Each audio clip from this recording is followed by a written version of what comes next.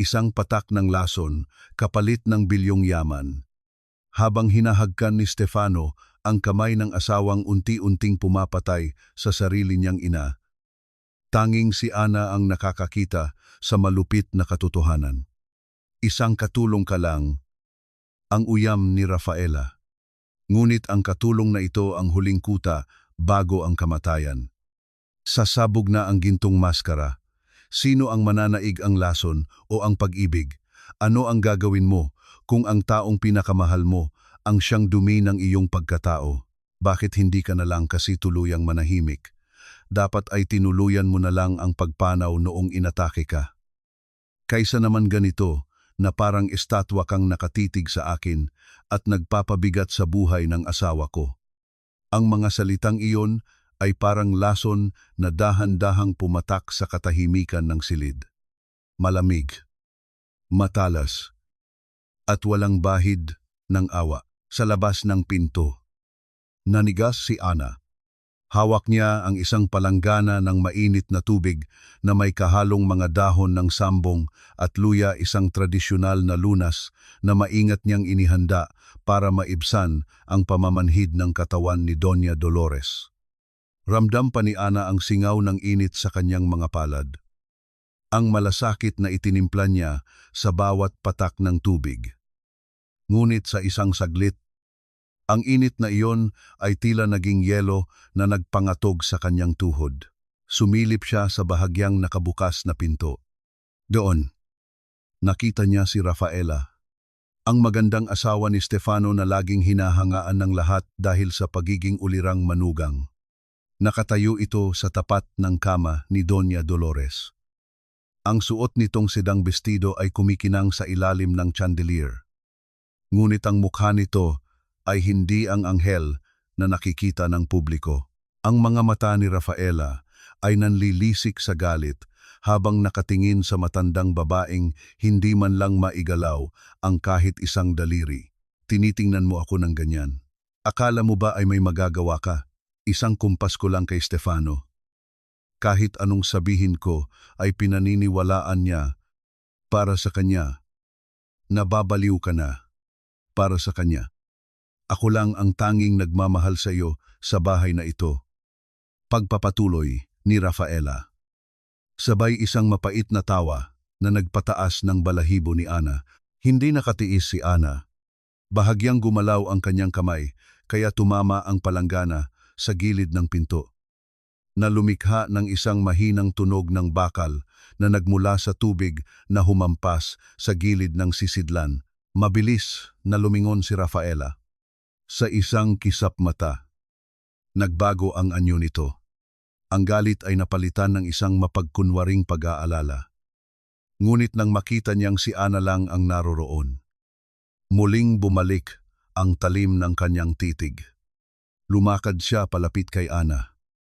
Ang bawat hakbang ng kanyang sapatos ay tila baon ng pako sa dibdib ng katulong. Kanina ka pa ba dyan? Tanong ni Rafaela. Ang boses niya ay bumaba. Naging isang bulong na puno ng banta. Ma'am, magpupunas lang po sana ako kay Doña Dolores. Nauutal na sagot ni Ana. Nakayuko siya. Pilit na iniiwasan ang mga mata ng kanyang amo. Ramdam niya ang panunuyo ng kanyang lalamunan. Ang bawat tibok ng kanyang puso ay parang gustong kumawala sa kanyang tadyang. Hinawakan ni Rafaela ang baba ni Ana at sapilitan itong itinaas. Tandaan mo ang lugar mo sa bahay na ito. Ana, isang katulong ka lang. Ang naririnig mo, hindi mo naririnig. Ang nakikita mo, hindi mo nakikita. Isipin mo ang anak mong may sakit sa probinsya. Isang salita ko lang kay Stefano. Bukas ay nasa kalsada ka na. Intindido. Hindi nakasagot si Ana. Nanatili siyang nakatulala habang nilalagpasan siya ni Rafaela.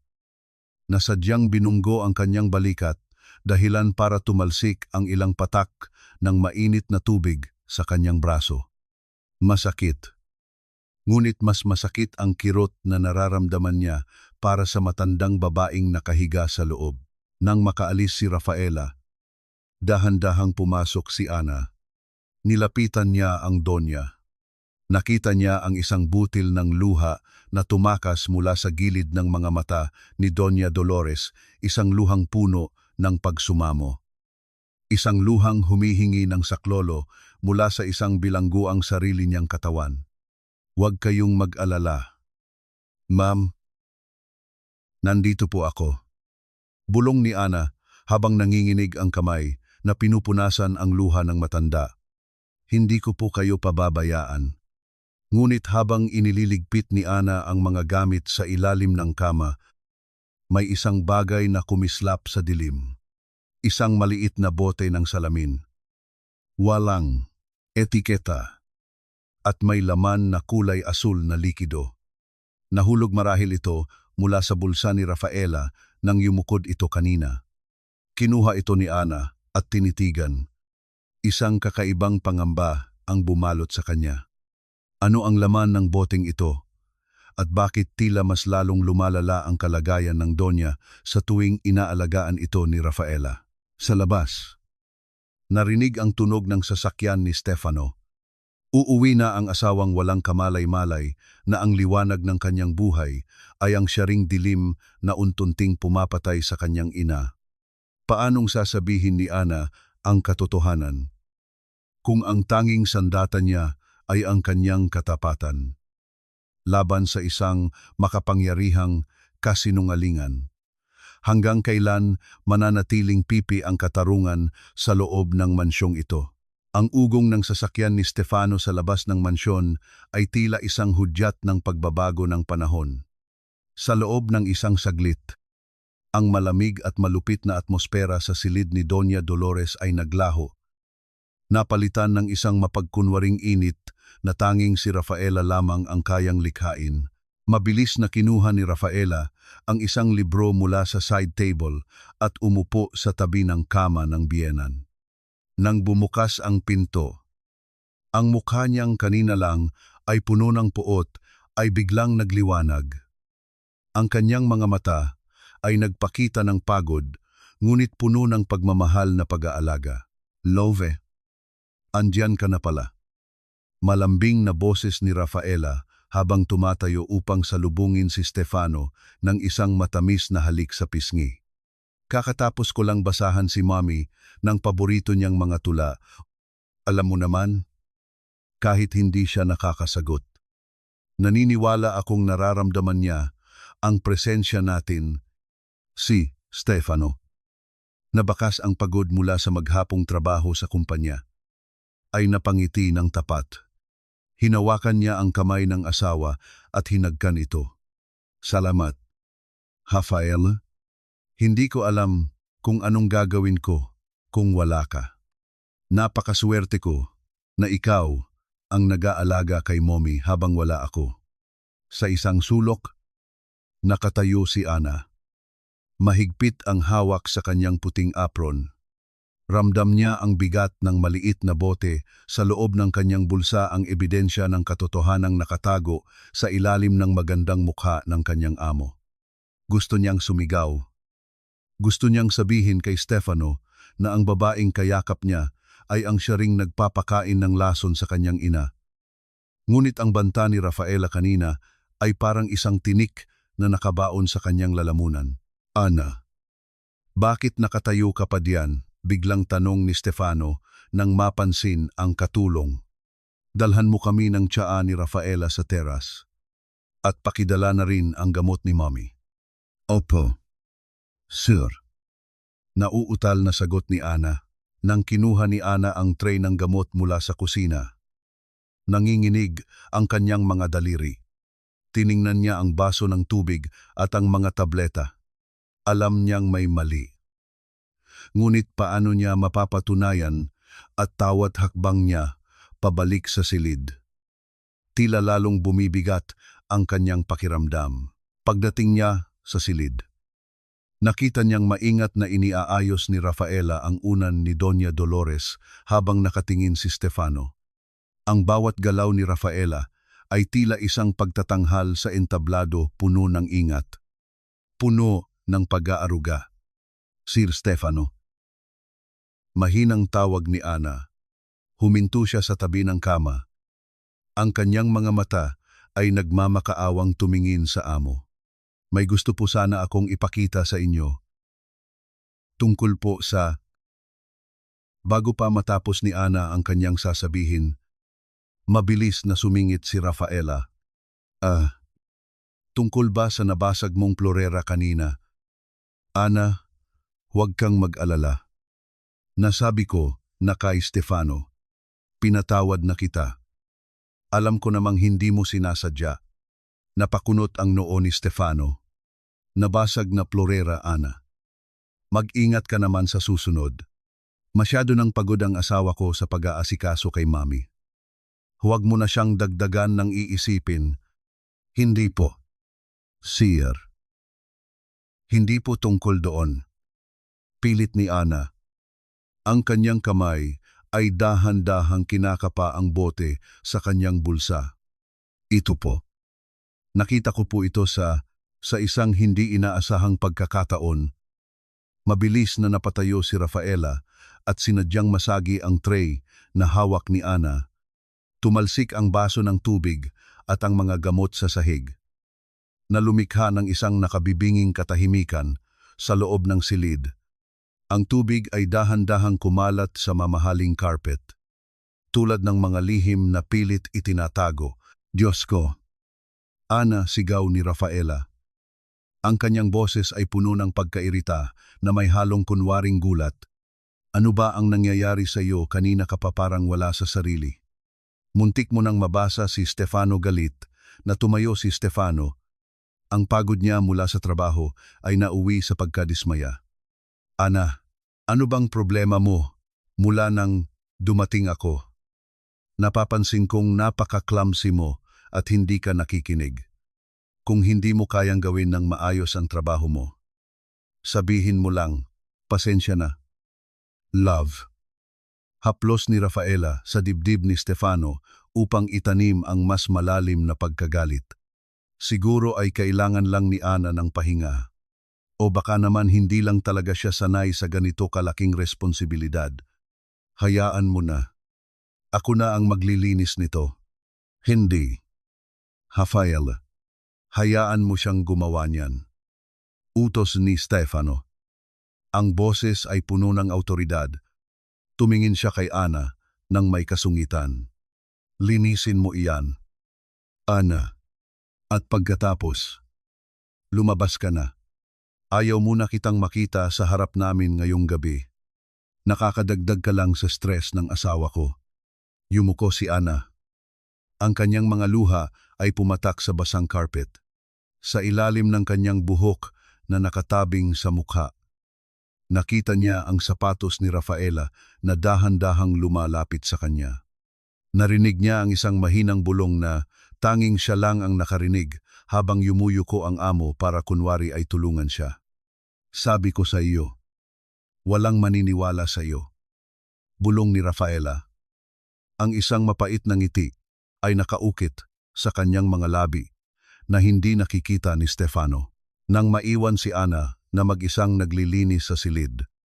Habang sina Stefano at Rafaela ay masayang nagtutungo sa teras, tiningnan niya ang Donya. Ang mga mata ni Donya Dolores ay nananatiling nakapako sa kanya. Tila nagsasabing patawad. Wala rin akong magawa. Hinawakan ni Ana ang bote sa kanyang bulsa. Hindi sapat ang bote na ito.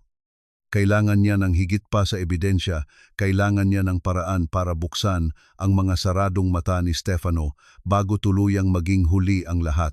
Ngunit sa gitna ng kanyang paglilinis, napansin ni Ana na nawawala ang isa sa mga tabletang nahulog sa sahig. Hinanap niya ito sa ilalim ng kama.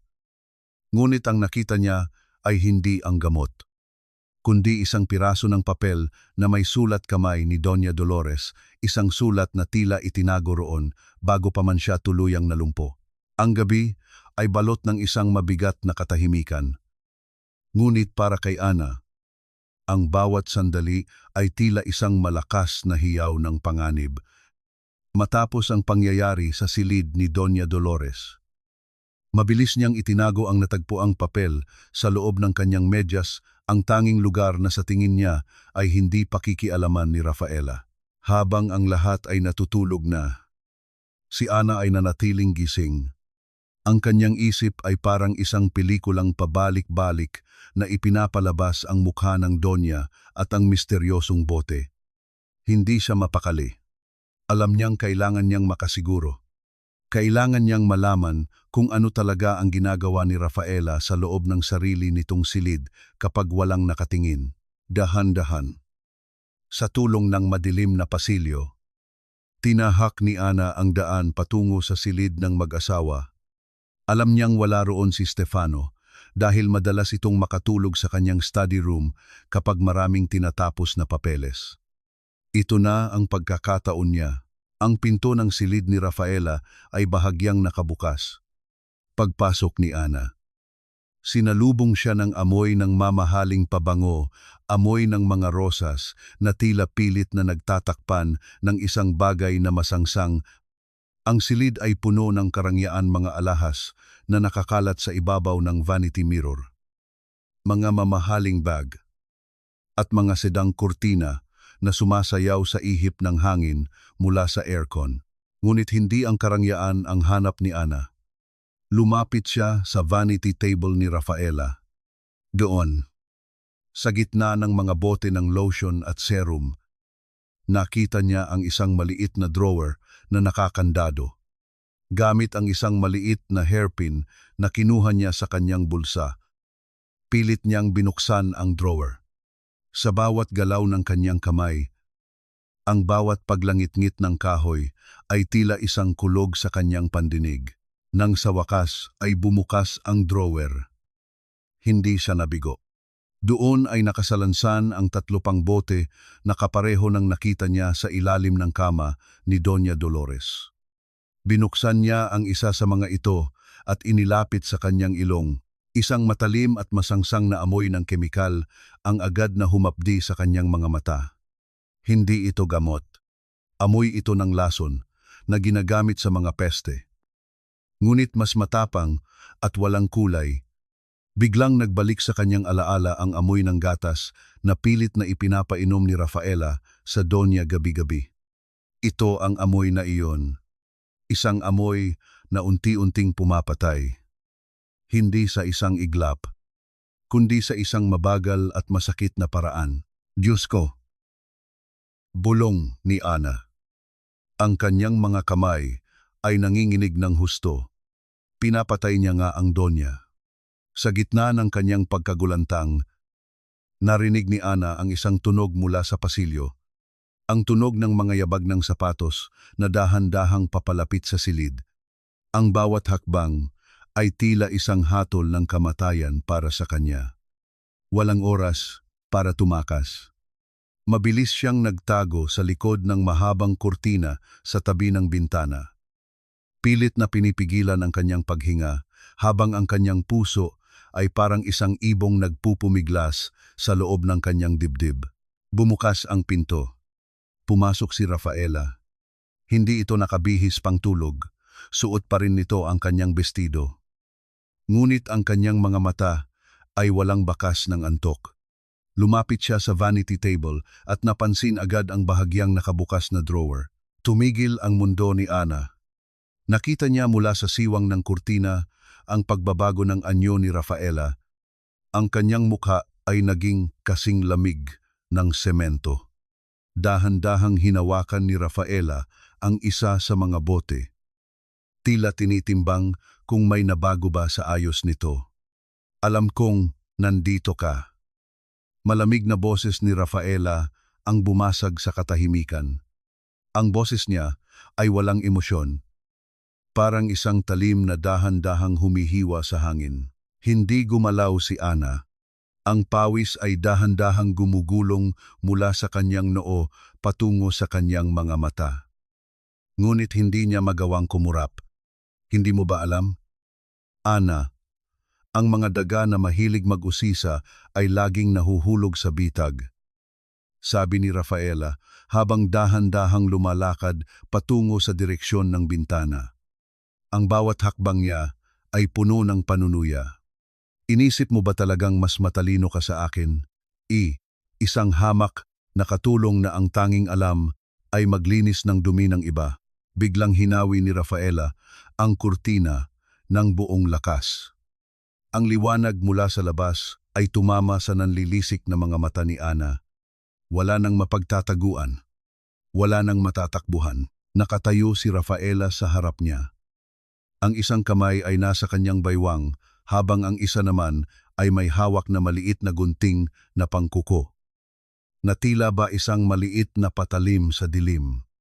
Isang nakakatakot na ngiti ang sumilay sa kanyang mga labi. Isang ngiting nagsasabing nakuha na niya ang kanyang biktima. May hinahanap ka ba sa mga gamit ko? Ana, o gusto mo lang talagang mapabilis ang pag-alis mo sa mundong ito? Nanatiling nakadikit ang likod ni Ana sa malamig na salamin ng bintana. Habang ang bawat hininga niya ay tila isang dagok sa kanyang sariling konsensya. Ang ganda ng mukha ni Rafaela sa ilalim ng malamig na liwanag ng buwan ay tila isang maskara ng kamatayan. Hindi sumigaw ang kanyang amo. Hindi ito tumawag ng pulis. At hindi rin nito ginising si Stefano.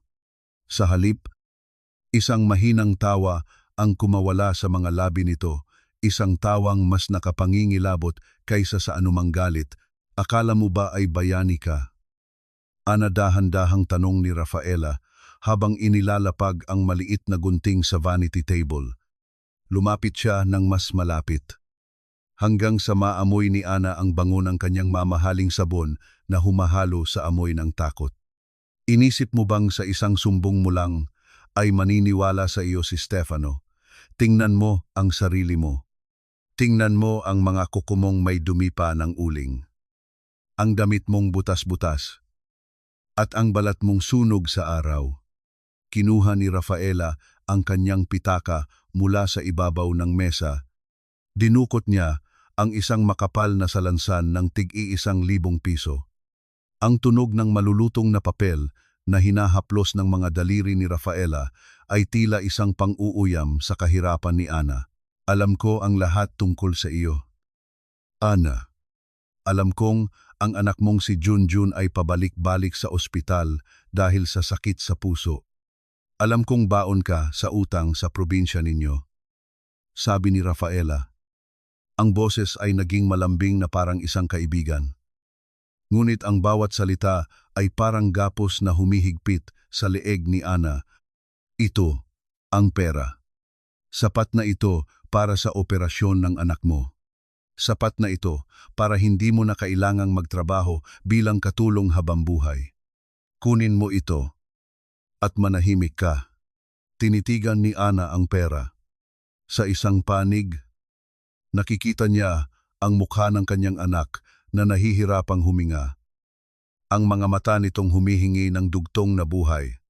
Sa kabilang panig naman ay ang malungkot na mukha ni Doña Dolores.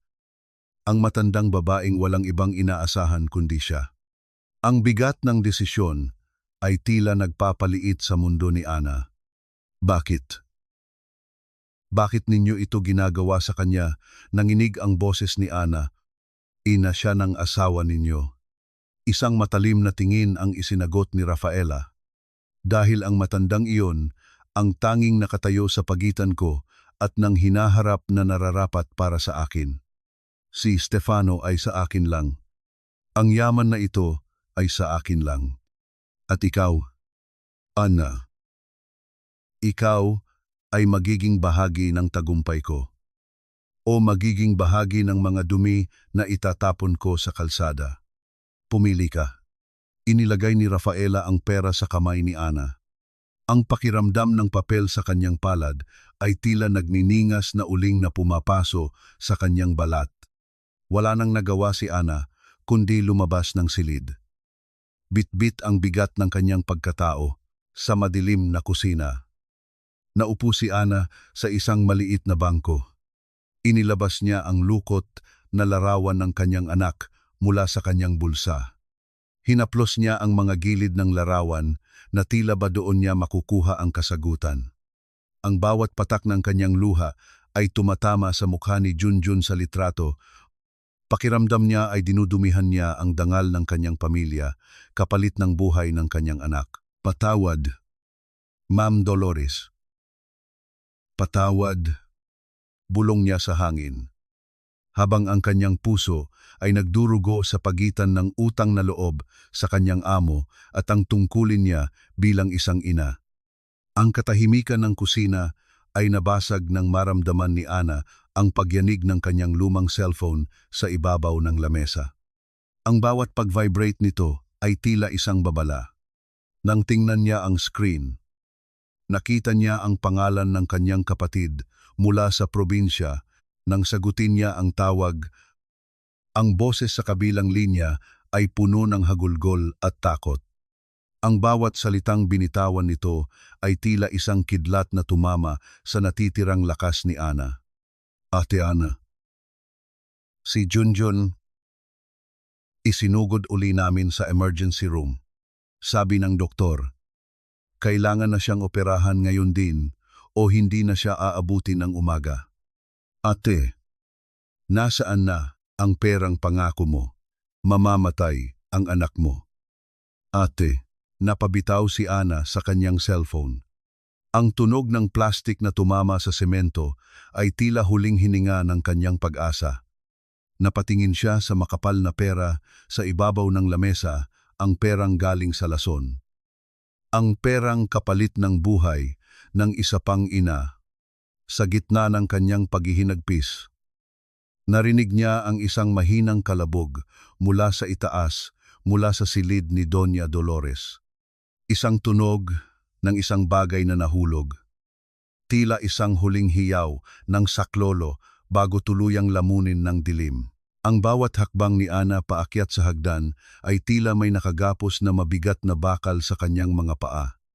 Ang bawat pag-vibrate ng cellphone sa kanyang bulsa ay parang isang pintig ng kaba na nagpapaalala sa kanya ang buhay ng kanyang anak ay nasa loob ng makapal na sobrang hawak niya.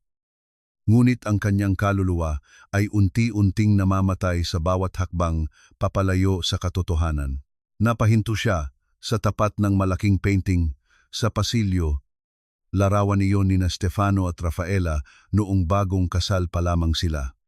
Doon, makikita ang isang Stefano na mas bata, mas payat, at may mga matang puno ng pasasalamat habang nakatingin sa kanyang asawa. Naalala ni Ana ang mga kwento ni Aling Rosa. Ang matandang kusinera na bigla na lamang pinaalis ni Rafaela noong nakaraang buwan. Sabi ni Aling Rosa, 10 taon na ang nakalilipas. Bago naging bilyonaryo si Stefano, ay muntik na itong mawalan ng lahat. Ang kanyang unang kumpanya ay nalugi dahil sa pagtataksil ng kanyang kasosyo.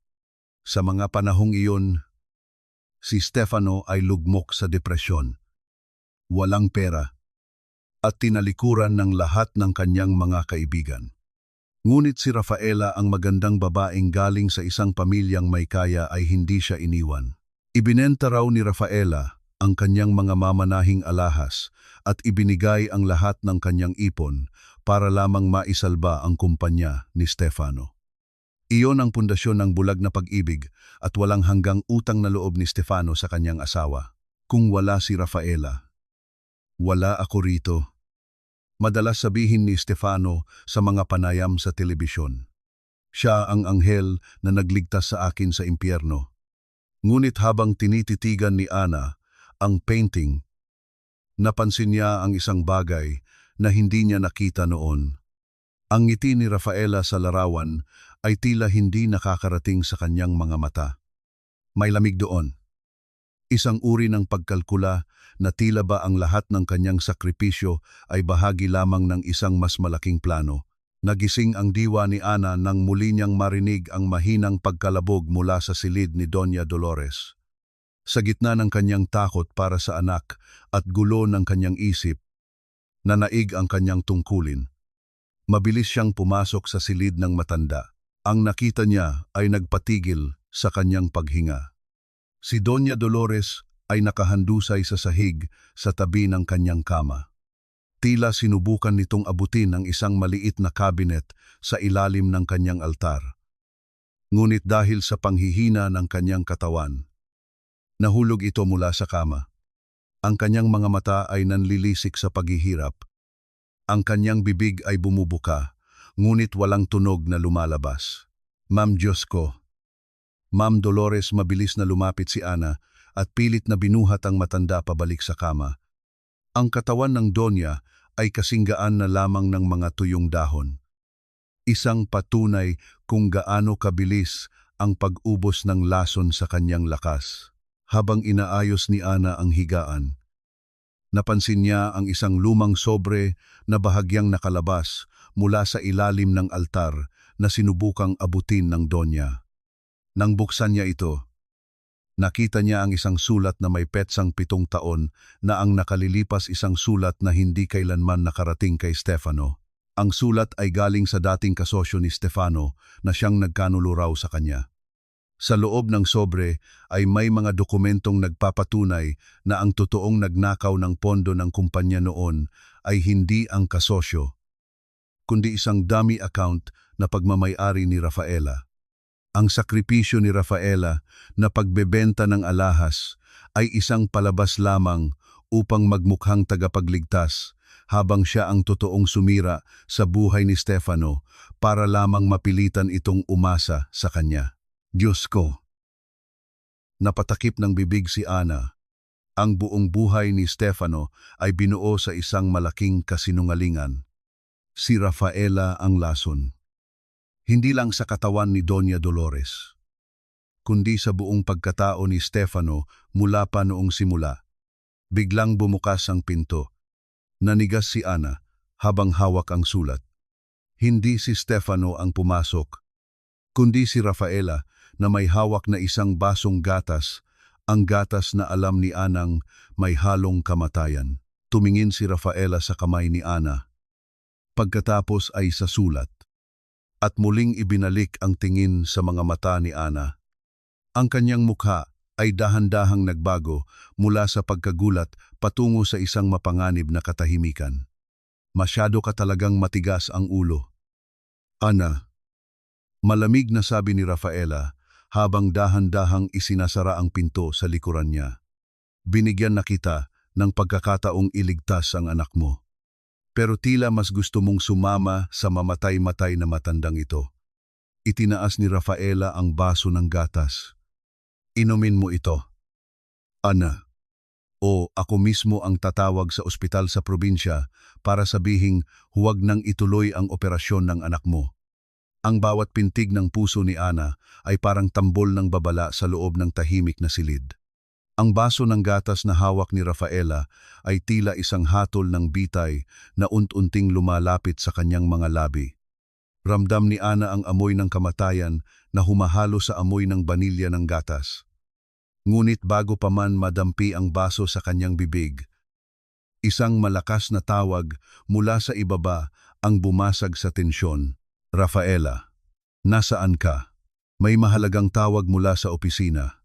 Ang boses ni Stefano ay naging parang isang anghel na tagapagligtas sa gitna ng impyerno. Sandaling natigilan si Rafaela. Ang kanyang mukha ay dahan-dahang bumalik sa pagiging kalmado. Ngunit ang kanyang mga mata ay nanatiling nanlilisik. Ibinaba niya ang baso sa side table ng may diin. Sapat na para tumalsik ang ilang patak ng puting likido sa ibabaw ng kahoy. Hindi pa tayo tapos. Ana, bulong ni Rafaela. Ang kanyang boses ay parang haplos ng isang ahas. Isipin mo ang anak mo, isang maling galaw. At ang tanging maririnig mo bukas ay ang balita ng kanyang huling hininga. Mabilis na lumabas si Rafaela ng silid. Iniwan si Ana na nanginginig at halos hindi makahinga. Napasandal si Ana sa pader. Ang kanyang mga kamay ay nakatakip sa kanyang bibig upang pigilan ang isang malakas na hagulgol. Tumingin siya sa baso ng gatas na naiwan isang paalala na sa bahay na ito. Ang busilak na puti ay madalas na may halong lason. Nilapitan ni Ana si Doña Dolores. Ang matanda ay nakatingin sa kanya. Ang mga mata nito ay punong-puno ng pagpapakumbaba at pait. Sa sandaling iyon, tila nagkaroon ng isang hindi nakikitang tulay sa pagitan ng kanilang mga kaluluwa. Ang sakit ng isang ina na mawalan ng anak ay naramdaman ni Ana, at ang sakit ng isang inang pinagtataksilan ng sariling pamilya ay naramdaman naman ng Donya. "Ma'am, ano pong gagawin ko?" hikbi ni Ana, habang hinahawakan ang malamig na kamay ng matanda. "Ang anak ko, kailangan niya ako, pero hindi ko rin kayo kayang iwan sa kamay ng halimaw na iyon." Sa gitna ng kanyang pag-iyak, naramdaman ni Ana ang isang mahinang pagpisil sa kanyang palad. Nanlaki ang kanyang mga mata. Si Doña Dolores, ang matandang buwan ng hindi nakakagalaw, ay pilit na iginagalaw ang kanyang hintuturo. Hindi ito isang simpleng pagkislot lamang, may direksyon ang bawat paggalaw nito. Dahan-dahang itinaas ng Donya ang kanyang kamay. Ang bawat sentimetro ng pag-angat ay tila isang napakalaking sakripisyo ng lakas. Ang kanyang daliri ay nakaturo sa malaking vanity mirror ni Rafaela na nasa loob din ng silid, isang antik na salamin na may mga ukit ng bulaklak at ginto sa paligid. "Doon po, sa salamin?" tanong ni Ana. Tumitig ng matalim si Doña Dolores. Tila ibinubuhos ang lahat ng kanyang huling lakas sa kanyang mga mata upang kumpirmahin ang hinala ni Ana. Lumapit si Ana sa vanity mirror. Ito ang salamin na saksi sa bawat pagpapanggap ni Rafaela gabi-gabi.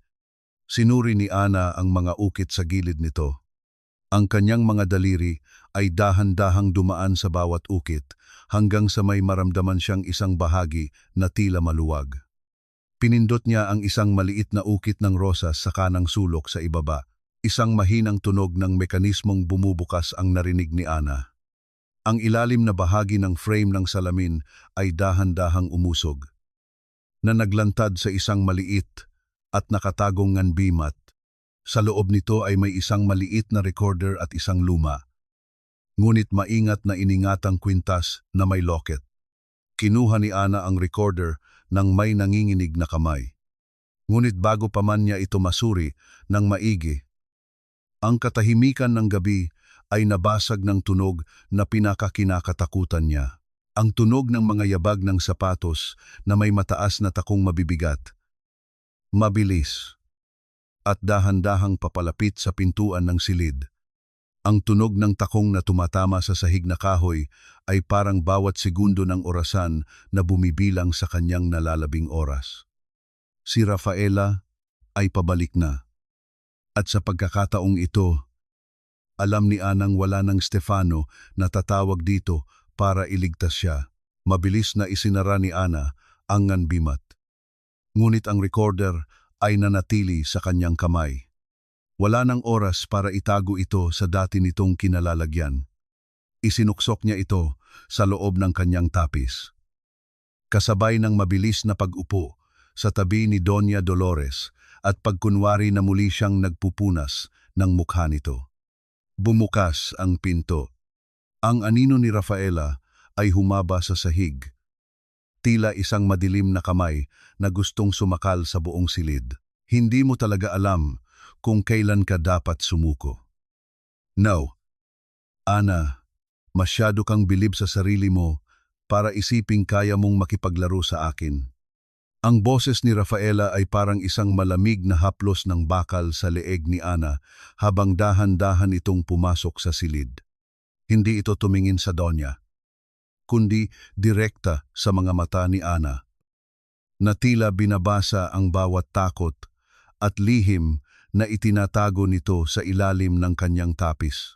Sa labas, narinig ang tunog ng isa pang sasakyang huminto sa harap ng mansyon. Hindi iyon ang sasakyan ni Stefano. Isang itim na sedan ang pumarada. At mula rito ay bumaba ang isang lalaking naka-Amerikana. Bitbit ang isang itim na bag. Si Dr. Mendoza, ang doktor na pinagkakatiwalaan ni Stefano, nang higit pa sa kanyang sarili. Sakto ang dating mo. Doktor, sabi ni Rafaela nang pumasok ang lalaki sa silid. May kakaibang kislap sa mga mata ng dalawa. Isang uri ng pagkakaunawaan na hindi lamang pang-propesyonal. Nakatayo lang si Ana sa isang sulok. Pilit na itinatago ang recorder sa kanyang bulsa. Pinanood niya kung paano lumapit si Dr. Mendoza kay Doña Dolores. Ngunit sa halip na suriin ang pulso o ang paghinga ng matanda, isang maliit na heringgilya ang inilabas nito mula sa kanyang bag. Ang likido sa loob nito ay kasing linaw ng tubig. Ngunit ang panganib na dala nito ay kasing itim ng gabi. Kailan nating tatapusin ang seryeng ito? Rafaela, tanong ng doktor. Ang kanyang boses ay walang bakas ng konsensya. Masyado nang matagal ang paghihirap ng matanda. At ang pasensya ni Stefano ay baka maubos na rin. Ngayong gabi, Mendoza, pagkatapos ng pirmahan ng mga papeles bukas, wala nang dahilan para manatili pa siyang humihinga. Sagot ni Rafaela habang hinahaplos ang buhok ng biyenan na parang isang mapagmahal na anak. Gusto ko ang isang atake sa puso na tila natural. Walang bakas, walang duda. Naramdaman ni Ana ang pag-ikot ng kanyang sikmura. Ang sabwatang ito ay hindi lamang tungkol sa pera. Ito ay isang masusing binuong plano ng dalawang demonyo. Gusto niyang tumakbo palabas at sumigaw.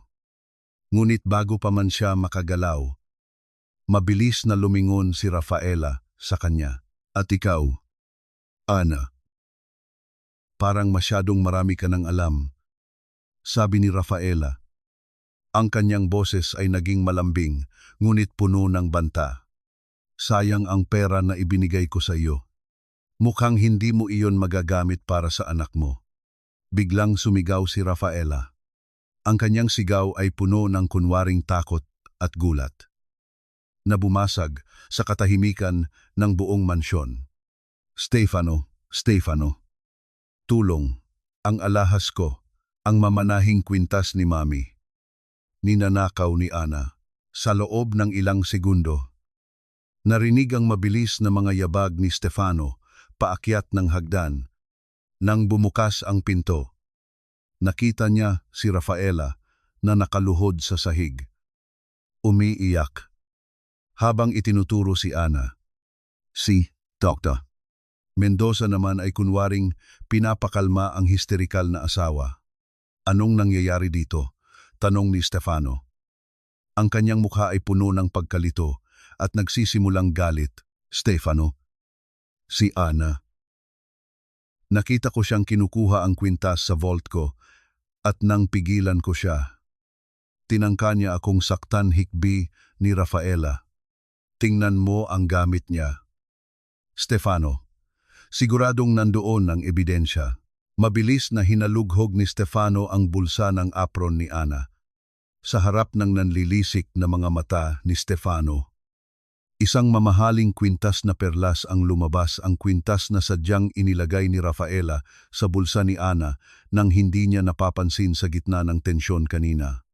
Hindi po totoo iyan. Sir, nilalaglag lang po ako ni Ma'am Rafaela.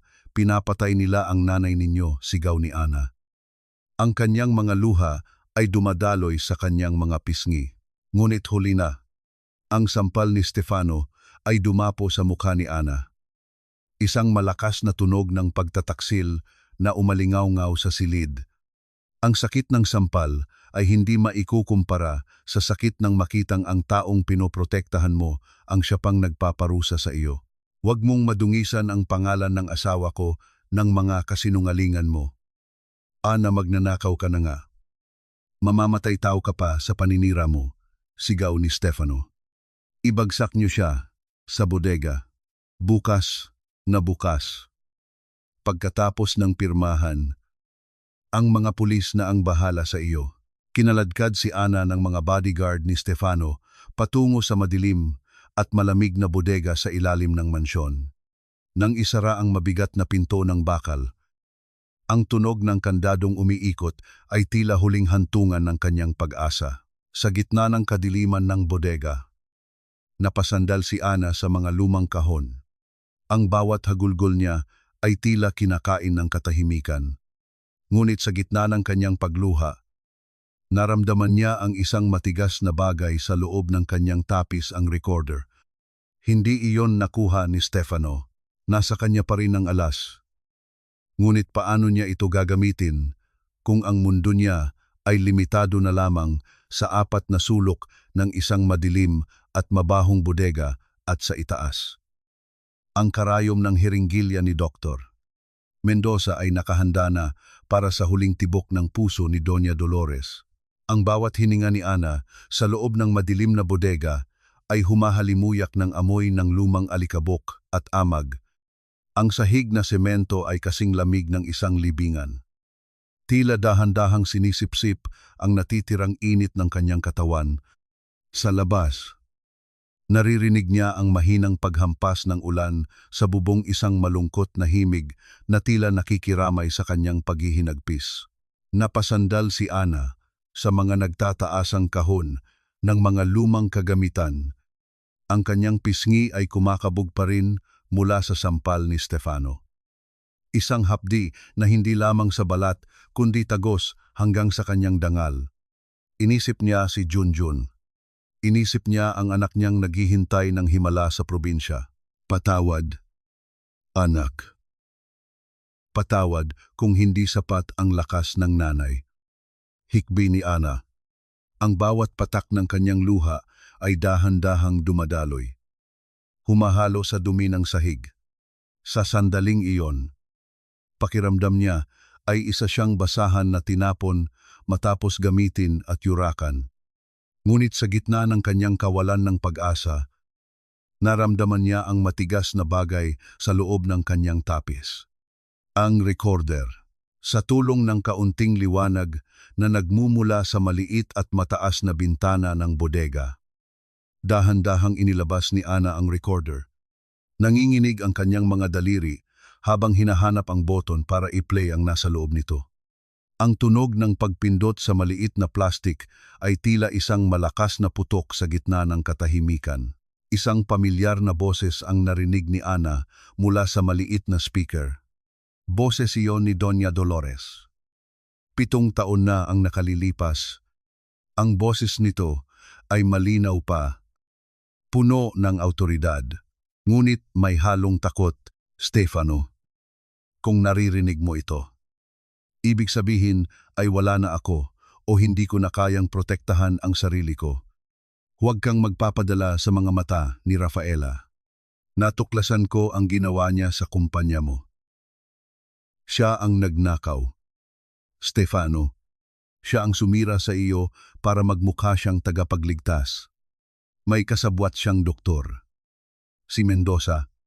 Huwag kang iinom ng kahit anong ibibigay nila. Naputol ang recording ng isang malakas na tunog ng kalabog. Tila may pilit na pumasok sa silid noong panahong iyon. Ang huling narinig ni Ana ay ang matinis na tawa ni Rafaela bago tuluyang tumigil ang tape. Diyos ko! Bulong ni Ana. Ang ebidensyang ito ay sapat na para gumuho ang mundo ni Rafaela. Ngunit paano ito makakarating kay Stefano kung siya ay nakakulong sa ilalim ng mansyon? Tumingin si Ana sa paligid. Ang maliit na bintana sa itaas ay masyadong mataas para maabot. Ngunit bilang isang babaeng lumaki sa hirap sa probinsya, ang pagsuko ay wala sa kanyang bokabularyo. Hindi na ito tungkol sa kanya. Tungkol na ito sa katarungan para kay Doña Dolores at sa kinabukasan ng kanyang anak. Sinimulan ni Ana ang pag-akyat. Maingat niyang ipinatong ang mga lumang kahon ng sapatos sa ibabaw ng mga malalaking cabinet. Ang bawat pagkayod ng mabigat na kahoy sa semento ay lumilikha ng isang nakakangilong tunog na tila nagbababala sa mga guwardiya sa labas. Pawis na pawis si Ana. Ang kanyang mga kuko ay nagsisimulang masugatan sa kakamadmad sa magaspang na kahoy. Ngunit hindi siya tumigil. Nang marating niya ang pinakamataas na bahagi, dahan-dahan niyang itinulak ang bintana. Ang tunog ng kinakalawang na bakal na bumubukas ay tila isang hiyaw ng kalayaan. Sa labas, ang malamig na hangin at ulan ay humampas sa kanyang mukha, na nagbigay sa kanya ng panibagong lakas. Mabilis siyang gumapang palabas. Ang kanyang katawan ay gasgas mula sa masikip na siwang nang makababa siya sa damuhan. Nakita niya ang liwanag mula sa sala ng mansyon. Isang puting sasakyan ang pumarada sa harap. Ang abogado ng pamilya. Ang pirmahan. Bulong ni Ana habang hinihingal mula sa bintana ng sala. Nakita ni Ana si Stefano na nakaupo sa harap ng isang makapal na tumpok ng mga papeles. Sa tabi nito, nakatayo si Rafaela. Ang isang kamay ay nakapatong sa balikat ni Stefano habang ang isa naman ay may hawak na pluma. Ang abogado ay nagsisimula ng maglipat ng mga pahina. Ngunit ang mas nakakatakot ay ang nakita ni Ana sa itaas na palapag. Ang anino ni Dr. Mendoza ay nakatayo sa balkonahe. Dahan-dahang inihahanda ang isang heringgilya habang nakatingin sa pinto ng silid ni Doña Dolores. Oras na lamang ang binibilang. Kapag lumapat ang pluma ni Stefano sa papel, mawawala ang lahat ng ari-arian nito. At sa sandaling iyon din, ituturok ni Mendoza ang huling dosis na tatapos sa buhay ng matanda. Kailangang makapasok ni Ana sa loob.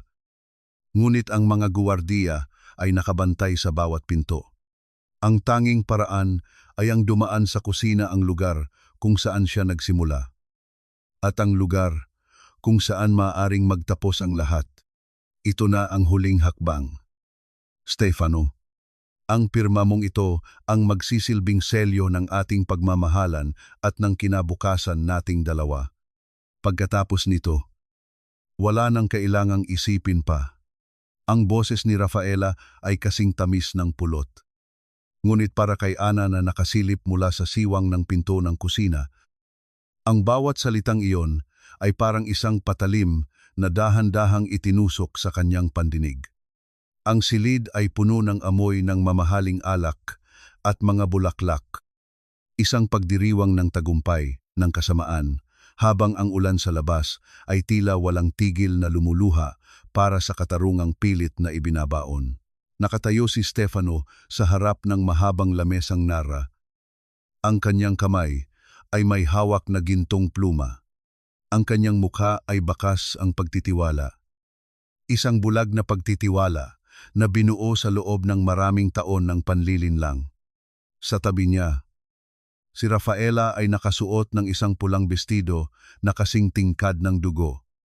Ang kanyang mga mata ay nagniningning sa kislap ng kasakiman na pilit niyang itinago sa ilalim ng mga pilikmata. Ramdam ni Ana ang panginginig ng kanyang buong katawan. Ang kanyang mga paa ay puno ng putik. Ang kanyang damit ay punit-punit mula sa pagtakas sa bodega. At ang kanyang mga daliri ay namamanhid sa lamig. Ngunit ang mas masakit na panginginig ay nagmumula sa kanyang dibdib, ang takot na baka sa isang iglap ay lumapat ang tinta sa papel at tuluyan nang mawala ang lahat. Sir Stefano, huwag.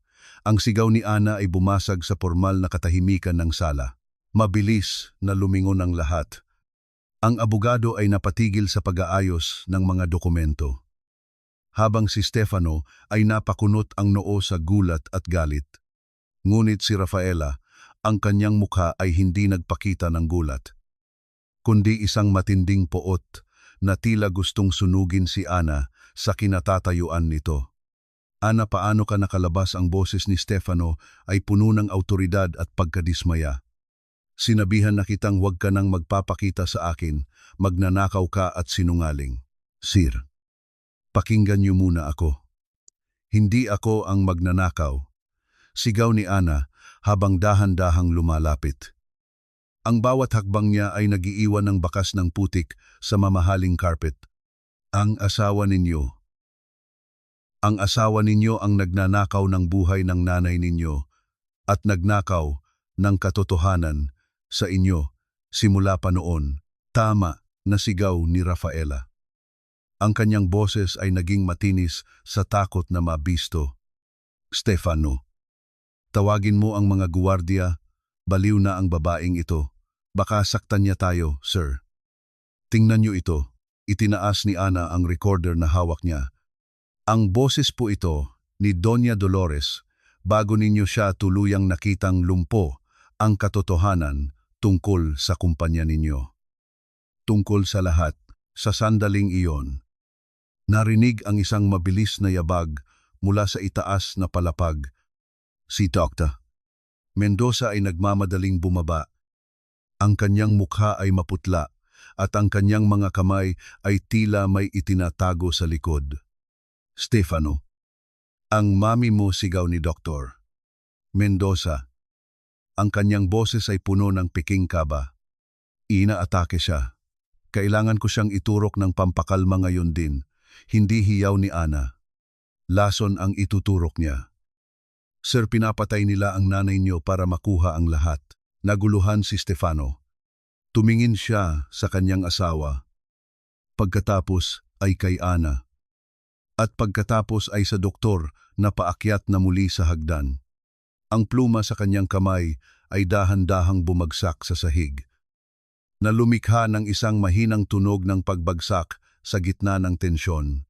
Stefano, huwag kang maniniwala sa kanya, haplos ni Rafaela sa braso ng asawa.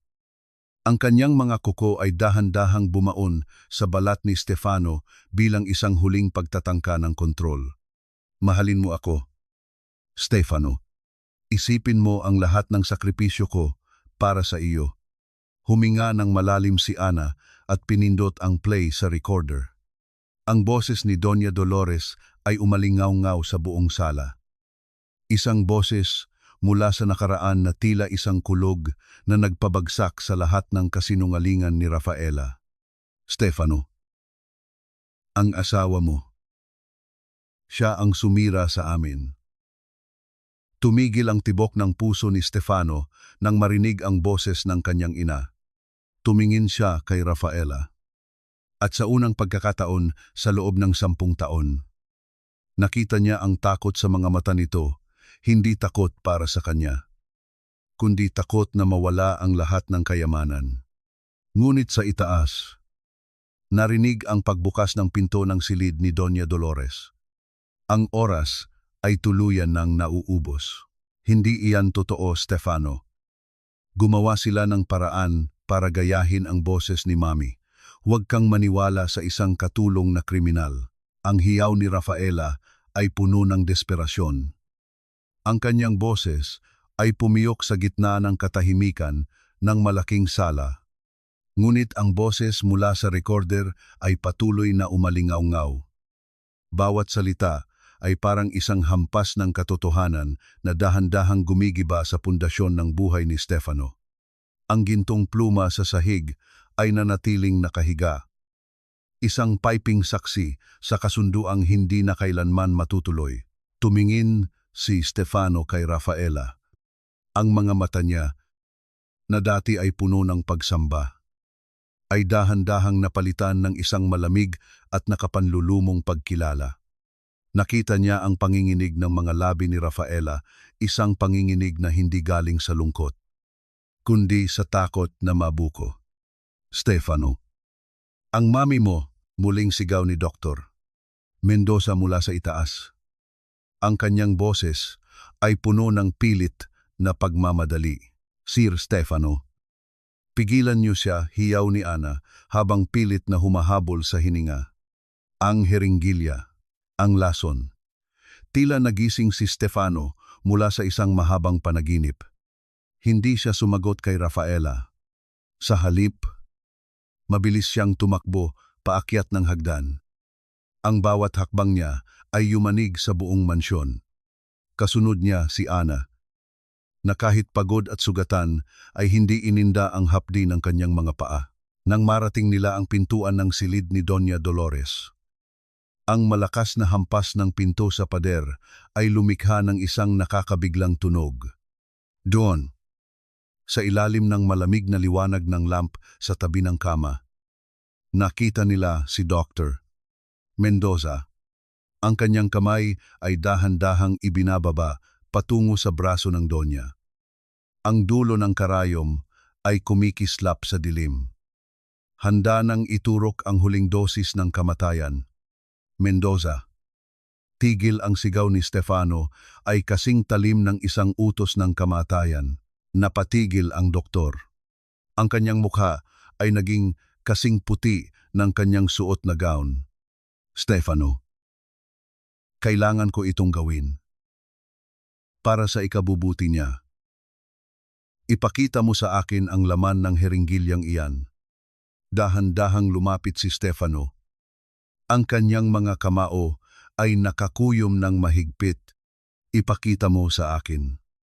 O ako mismo ang magpapakain niyan sa iyo. Sa sandaling iyon. Pumasok si Rafaela sa silid. Hingal na hingal siya. Ang kanyang buhok ay gulo-gulo na. At ang kanyang pulang bestido ay tila nagmukhang isang babala ng panganib. Tumakbo siya sa gitna ni na Stefano at ng doktor. Love. Makinig ka, sinisiraan lang nila si Doktor. Mendoza, gusto ka nilang saktan. Gusto nilang kunin ang pera natin patuloy na pagmamanipula ni Rafaela. Ang kanyang mga kamay ay humahawak sa braso ni Stefano. Tingnan mo si Ana. Marumi siya. Galing siya sa putik. Paano mo paniniwalaan ang isang katulong kaysa sa asawa mo? Dahan-dahang lumingon si Stefano sa vanity mirror sa loob ng silid ang salamin kung saan itinuro ni Doña Dolores ang lihim. Nakita niya ang kanyang sarili. Nakita niya si Rafaela sa likod niya. Sa unang pagkakataon, hindi ang magandang asawa ang nakita niya sa refleksyon, kundi isang estranghero na may mga matang puno ng lason. Ana, tawag ni Stefano. Ang boses ay mahina, ngunit matatag. Ipakita mo sa akin ang bote. Inilabas ni Ana ang maliit na bote na may asul na likido mula sa kanyang bulsa, ang bote na nakuha niya sa drawer ni Rafaela. Ito po, sir. Ito ang amoy na laging kasama ng gatas ni Doña Dolores. Amoy lason. Sir, hindi amoy gamot. Kinuha ni Stefano ang bote at binuksan ito. Ang masangsang na amoy ng kemikal ay agad na kumalat sa silid. Tumingin siya kay Dr. Mendoza, na ngayon ay dahan-dahang umaatras patungo sa balkonahe. Mendoza. Rafaela. Ang boses ni Stefano ay puno ng pait. Ang lahat ba ng ito? Ang 10 taon. Ang pagliligtas niyo sa akin noon. Lahat ba iyon ay isang malaking palabas lang? Hindi na nakasagot si Rafaela. Ang kanyang mukha ay biglang nagbago. Ang mapagkunwaring pag-iyak ay napalitan ng isang malupit at malamig na titig. Ang maskara ay tuluyan ng nalaglag. At ano naman kung totoo uyam ni Rafaela? Ang boses ay puno ng poot. Kung hindi dahil sa akin. Wala ka. Sa kinalalagyan mo ngayon, utang mo sa akin, ang bawat sentimong kinikita mo, karapatan kong makuha ang lahat. Bago pa ito maibigay ng matandang iyan sa kung sinong charity o sa iyo na walang alam gawin kundi maging sentimental Diyos ko. Rafael. Bulong ni Stefano. Ang kanyang puso ay tila dinudurog ng katotohanan, ngunit sa gitna ng kanilang pagtatalo, isang mahinang tunog ng pag-ubo ang narinig mula sa kama. Si Doña Dolores ay dahan-dahang nagmulat ng kanyang mga mata. Ang kanyang kamay, na tila wala ng buhay, ay dahan-dahang itinaas at itinuro si Rafaela. Lason. Ang unang salitang namutawi sa mga labi ng Donya pagkatapos ng maraming buwan ng katahimikan. Nanlaki ang mga mata ni Stefano. Ngunit bago pa siya makalapit sa kanyang ina, mabilis na dinakma ni Rafaela ang heringgilya mula sa kamay ni Dr. Mendoza. Kung hindi mapupunta sa akin ang mansyong ito, Walang makikinabang sa inyong lahat, hiyaw ni Rafaela habang mabilis na dinaluhong ang Donya. Ang karayom ay nakaturo sa leeg ng matanda. Bitawan mo siya. Rafaela, huwag mong ituloy ang kahibangan na ito. Ang boses ni Stefano ay yumanig sa buong silid. Puno ng pait at pagsisisi na tila isang huling hiling ng isang taong nagigising mula sa isang mahabang sumpa. Ngunit si Rafaela ay wala na sa kanyang sarili. Ang kanyang mga mata, na dati ay kasing linaw ng kristal, ay balot na ngayon ng itim na galit at desperasyon. Ang kanyang mga daliri ay nakadiin sa heringgilya. Ang dulo ng karayom ay isang buhok na lamang ang layo mula sa leeg ni Doña Dolores. Bago pa man makakilos si Stefano, mabilis na dinaluhong ni Ana si Rafaela. Hindi inisip ni Ana ang sariling kaligtasan. Ang tanging nasa isip niya ay ang mukha ni Junjun at ang pangakong hindi niya pababayaan ang matanda. Ang tunog ng kanilang pagbubuno, ang pagkaladkad ng mga paa sa sahig at ang mabilis na paghinga ay pumuno sa silid ng isang nakabibinging tensyon. Bitawan mo ito. Ma'am, huwag niyo nang dagdagan ang kasalanan niyo, sigaw ni Ana habang pilit na inaagaw ang heringgilya. Pakialamero kang, katulong ka. Ikaw ang sumira sa lahat, hiyaw ni Rafaela. Sa isang malakas na tulak, naitaboy niya si Ana. Ngunit sa pagkakataong iyon, mabilis na nakuha ni Stefano ang kamay ni Rafaela. Ang tunog ng heringgilya na bumagsak sa sahig at gumulong patungo sa ilalim ng kama ay tila ang huling hininga ng plano ni Rafaela. Doon, sa harap ng kanyang asawa, tuluyan nang gumuho ang kanyang katatagan. Si Dr. Mendoza, na kanina pabalisa, ay sinubukang tumakas sa balkonahe. Ngunit ang mga guwardya ng mansyon na tinawagan na pala ng abogado sa ibaba ay mabilis na humarang sa kanyang daan. Ang tunog ng mga posas na sumasara sa mga pulso ng doktor ay tila isang hatol ng tadhana. Stefano, pakinggan mo ako.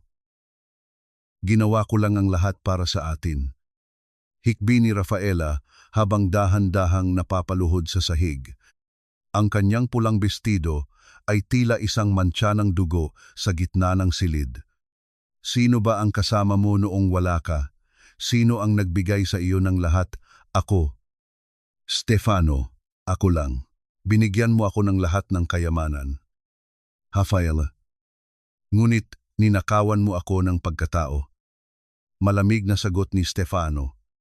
Ang kanyang mga mata ay walang bakas ng awa, kundi isang malalim at madilim na kawalan. Ninakawan mo ako ng pagkakataong mahalin ang nanay ko. Ginawa mo akong kasabwat sa sarili kong kamatayan. Pumasok ang mga pulis sa silid. Ang bawat hakbang ng kanilang mabibigat na sapatos ay tila isang bilang ng bawat kasalanan ni Rafaela. Habang dahan-dahang itinayo ng mga pulis si Rafaela, lumingon ito kay Ana nang may isang tinging puno ng sumpa. Isang katulong lang ang tatalo sa akin. Isang dumi sa kalsada, uyam ni Rafaela. Ang kanyang boses ay pumiyok sa pagitan ng tawa at iyak. Mabulok man ako sa kulungan, hindi mo pa rin mabubura ang katotohanang mas marami ka pang dumi sa kamay kaysa sa akin. Ana, ang pera ko ang bumubuhay sa anak mo ngayon. Hindi sumagot si Ana. Nanatili siyang nakatayo sa tabi ni Doña Dolores. Hawak ang nanginginig na kamay ng matanda. Alam niyang tama si Rafaela sa isang bagay, ang pera ng lason ang kasalukuyang nag-oopera sa kanyang anak sa probinsya.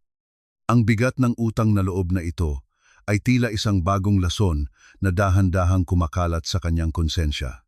Nang mailabas na sina Rafaela at Dr. Mendoza, ang mansyon ay binalot ng isang kakaibang katahimikan. Hindi ito ang katahimikan ng kapayapaan, kundi ang katahimikan pagkatapos ng isang malakas na bagyo. Nilapitan ni Stefano ang kanyang ina. Lumuhod sa tabi ng kama.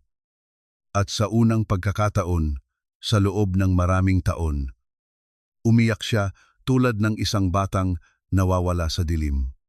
Mami, Patawad po. Patawad? Hagulgol ni Stefano habang isinusubsob ang kanyang mukha sa kamay ng Donya. Tumingin si Donya Dolores kay Ana. Ang kanyang mga mata ay hindi na naghahanap ng saklolo, kundi puno na ito ng pasasalamat. Ngunit para kay Ana, ang laban ay hindi pa tapos. Sa labas ng bintana, ang bukang liwayway ay dahan-dahang sumisilip. Ngunit ang balitang darating mula sa ospital, sa probinsya, ay ang magdidikta kung ang umagang ito ay simula ng paghilom o simula ng isa pang mas malalim na pighati. Ang sikat ng araw, na dahan-dahang gumagapang sa mga pasilyo ng mansyon, ay tila hindi sapat upang tunawin ang ginaw na iniwan ng nagdaang gabi. Sa sala, kung saan kagabi ay muntik nang magtapos ang lahat, ay naghari ang isang nakabibinging katahimikan. Ang amoy ng mamahaling alak ay napalitan na ng amoy ng gamot at antiseptiko. Isang paalala na ang tahanang ito ay unti-unti nang nagiging isang lugar ng paghilom sa halip na isang piitan ng mga lihim. Nakatayo si Stefano sa harap ng malaking bintana. Nakatingin sa labas kung saan ang mga pulis ay nag-aalis na ng mga dilaw na tape. Ang kanyang mga balikat ay nakalaylay. Ang kanyang mukha ay tumanda ng 10 taon sa loob lamang ng isang gabi. Hawak niya ang isang tasang kape na matagal nang lumamig. Tila ba ang init nito ay kasing lamig na rin ng kanyang pakiramdam sa sarili. Sir Stefano, mahinang tawag ni Ana mula sa pinto. Lumingon si Stefano. Nang makita niya si Ana na may benda pa sa braso at may bakas ng pasa sa pisngi, ay tila sinaksak ang kanyang puso ng isang matalim na pagsisisi. Ana, bakit ka narito? Sinabihan kita na magpahinga muna. Marami kang pinagdaanan. Hindi po ako makatulog. Sagot ni Ana, dahan-dahang lumalapit. Inaalala ko po si Donya Dolores. At ang anak ko po. Ibinaba ni Stefano ang kanyang tasa at lumapit kay Ana. Sa unang pagkakataon, hindi bilang isang amo kundi bilang isang taong nagnanais na bumawi sa kanyang pagkakamali. Ana, nalaman ko ang lahat mula sa abogado. Ang tungkol sa pera.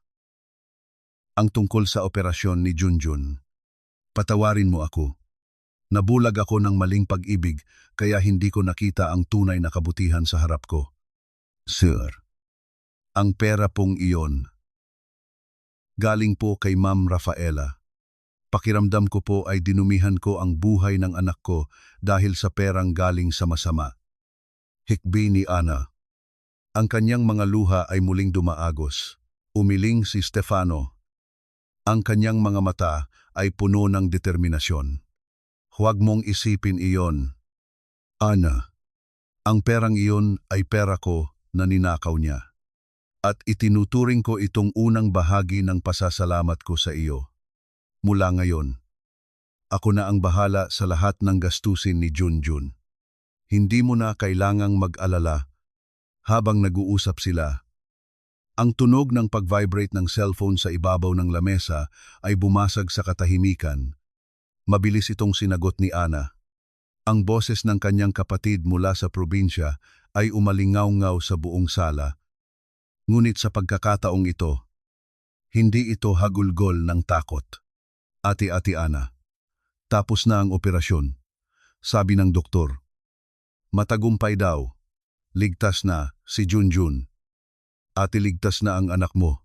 Napasandal si Ana sa pader. Ang kanyang mga tuhod ay nanghina sa sobrang tuwa. Ang tunog ng kanyang paghinga na malalim at puno ng pasasalamat ay tila isang musikang nagpapalaya sa kanya mula sa lahat ng bigat ng nakaraan. Salamat, Diyos ko. Salamat. Habang nangyayari ito sa mansyon, sa loob ng isang madilim at malamig na selda sa presinto, si Rafaela ay nakaupo sa sahig. Wala na ang kanyang pulang bestido. Pinalitan na ito ng isang kulay kahel na uniporme na magaspang sa balat. Ang kanyang mga kuko na dati ay laging maayos ay puno na ng dumi. At ang kanyang magandang mukha ay balot na ng desperasyon. Ang tunog ng bakal na naglalapat sa rehas tuwing dumadaan ang guwardiya ay tila isang paulit-ulit na paalala ng kanyang karma. Wala nang Stefano na magliligtas sa kanya. Wala nang kayamanan na makabibili sa kanyang kalayaan. Bumalik ang eksena sa mansyon. Sa silid ni Doña Dolores. Dahan-dahang pumasok si Stefano at Ana. Ang Doña ay gising na. Nakaupo ng bahagya sa tulong ng mga unan. Ang kanyang mukha ay may bakas na ng kulay. Hindi na kasing putla ng pader. Mami, bulong ni Stefano habang hinahawakan ang kamay ng ina. Tumingin ang Donya sa kanyang anak. At pagkatapos ay kay Ana. Dahan-dahan niyang itinaas ang kanyang kamay at hinawakan ang kamay ni Ana. Isang mahinang ngiti ang sumilay sa kanyang mga labi. Isang ngiti ng tunay na pag-aaruga at pagkilala sa taong nagligtas sa kanyang buhay. Ana. Anak. Boses ng Donya. Bagamat mahina, ay tila isang banal na basbas sa pandinig ni Ana.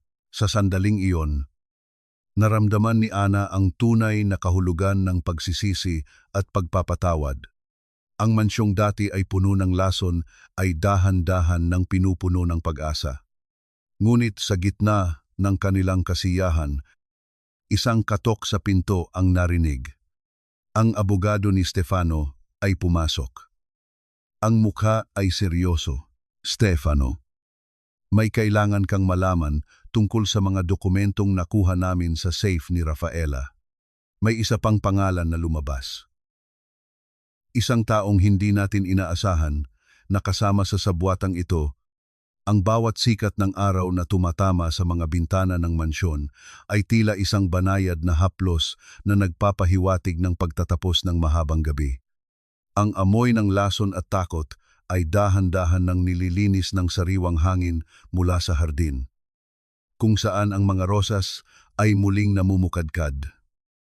Hindi na bilang maskara ng panlilinlang, kundi bilang simbolo ng tunay na kagandahan. Sa loob ng study room, nakaupo si Stefano sa harap ng abogado. Ang mga papeles na nasa mesa ay hindi na tungkol sa paglilipat ng ari-arian, kundi tungkol sa paghahabol ng katarungan. Nang iabot ng abogado ang isang lumang folder na kulay kape, naramdaman ni Stefano ang muling pagpintig ng kaba sa kanyang dibdib. Sino ang tinutukoy mo? Attorney, sino pa ang kasabwat ni Rafaela? Tanong ni Stefano. Ang kanyang boses ay may halong pagod at pait. Hindi siya direktang pumatay. Stefano. Ngunit siya ang tumanggap ng pera para manahimik sa loob ng maraming taon. Sagot ng abogado. Ang pangalang nakalagay sa mga payroll na itinago ni Rafaela ay si Aling Rosa. Napatindig si Stefano. Ang tunog ng kanyang upuan na kumayod sa sahig ay lumikha ng isang matinis na ingay sa loob ng silid. Si Aling Rosa, ang matandang kusinera na nagpalaki sa akin, hindi maaari. Siya ang nagkwento kay Ana tungkol sa nakaraan ko. Iyon ang dahilan kung bakit siya pinaalis ni Rafaela. Paliwanag ng abogado. Mukhang nagsimulang usigin ng konsensya si Aling Rosa kaya sinubukan niyang magpahiwatig kay Ana. Ngunit sa loob ng 7 taon, binayaran siya ni Rafaela para itago ang katotohanan tungkol sa iyong ama. Habang nangyayari ang usapang ito sa loob, si Ana naman ay nasa hardin kasama si Doña Dolores. Ang Doña ay nakaupo sa kanyang wheelchair. Ang isang makapal na kumot ay nakabalot sa kanyang mga binti. Dahan-dahang sinusuklayan ni Ana ang puting buhok ng matanda. Ang tunog ng bawat hagod ng suklay ay tila isang ritual ng pagpapatawad at pag-aaruga. Ma'am, tingnan niyo po ang mga bulaklak. Masayang sabi ni Ana. Sabi po ng kapatid ko.